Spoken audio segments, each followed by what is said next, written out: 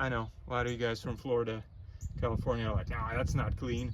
For us Midwestern guys, this is out with the old, in with the new. So these are 265 65 R18s, and they are replacing 265 70 R17s. I think we put a massive wheel spacer on this and we just roll like this, right? Look at those baller wheels. Nice. Let's make sure they fill this wheel well nicely and there's no rubbing. We're gonna find out in just a minute. Well, hello everyone. Welcome back to our Silverado, or excuse me, Suburban project. And the reason why I said Silverado is, remember these from the first video? So now she's gonna be wearing these wheels right here thanks to the marketplace. So got a nice set with basically new tires. These are about a year old, less than a year old tires, and on 18-inch wheels.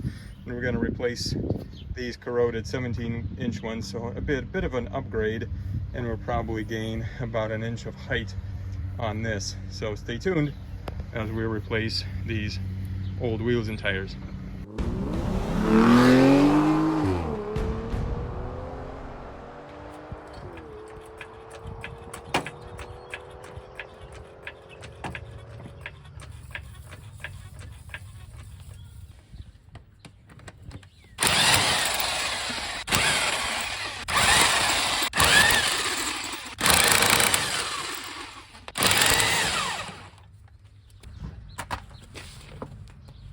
Right, out with the old, in with the new. All right, let's take a quick look at the brake setup here. The rotors are okay. We'll have to measure the run out on these, but the pads are still alive, so got a little bit of pad life left in here. You can see, can't really see too well on the inside here, the inside pad, but I got a flashlight and take a look at that. But overall, the shock mounts are not too terribly corroded, so if the shocks need to be replaced, this will be easy peasy. Nice bushings for the exhaust here, the mounting bushings. Look at the links here. All right, everything is looking splendid so far. Brake lines look good, robust. Inspect those. All right, let's replace the new wheel.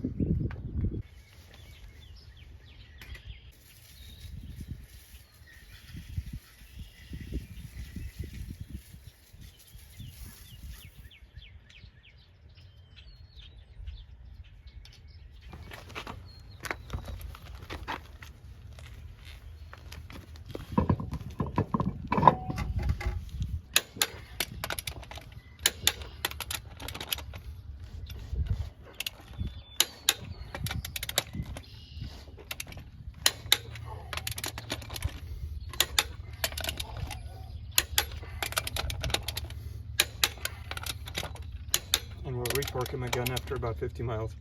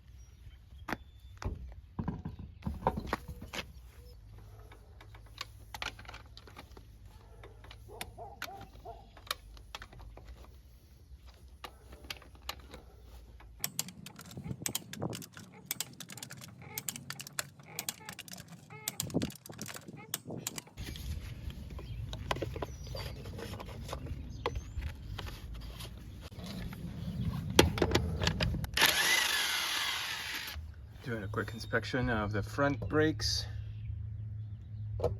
Check out the pad life here. Everything looks pretty good. Shock is really easy, accessible here if it needs to be replaced. the bar links here, everything. And no front differential to worry about, so super easy to work on. Gotta use my brother's toothbrush, clean this up. Got the wheel treated with anti-seize on the inside. And here we are. All right, while we're here, I have it jacked up. Let's test and see if there's any wiggle here. Now, this is probably just the steering that's a bit loose, right?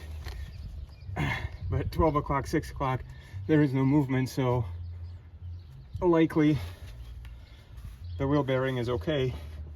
But guys, let me know why is the entire hub is shifting. Is it because my tie rod and links need replacement, or is it a typical Suburban thing where you have a bit of that looseness here in the front?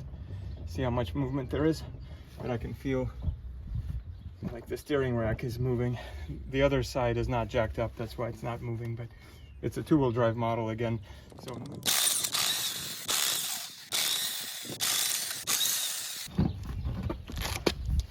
this wheel is so light. Let's check it out and see what's going on with the brakes.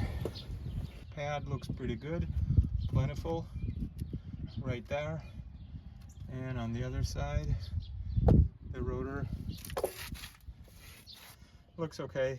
Probably could get a little refresh, a little cleaning, but looks pretty good. Everything else is looking fine.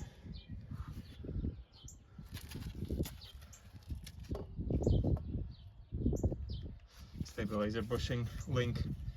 The rubber here is slightly deteriorating, looks like. The sway bar bushing looks pretty good. So far, so clean. I know, a lot of you guys from Florida, California are like, nah, that's not clean. For us Midwestern guys, this is gold.